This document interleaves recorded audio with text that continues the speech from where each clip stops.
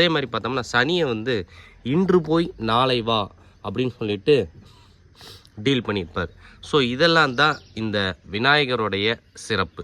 So இந்த மாதிரி அறிவு விருத்தி தரக்கூடிய விநாயகர் வழிபாடு தான் பிரதானமாக கோவில்களில் நாம் முன்னாடி வச்சு என்ட்ரன்ஸ்லேயே இவரை பார்த்துட்டு போகணும் அப்படிங்கிற. ஏன்னா சிம்பிளாக ஒரு ப்ராப்ளத்தை முடிக்கணும் அப்படிங்கிறதுக்காகத்தான் விநாயகரை கொண்டு வந்து எல்லா கோவில்லையும் முன்னாடி வச்சுருப்போம். அதே மாதிரி பார்த்தோம்னா 3 முக்கு சேர்கிற இடத்துல ஒருத்தர் வீடு வாங்கி கட்டியிருந்தாங்க அப்படின்னோம்னா குத்தல் விழுந்துருச்சு அப்படின்னு சொல்லுவாங்க.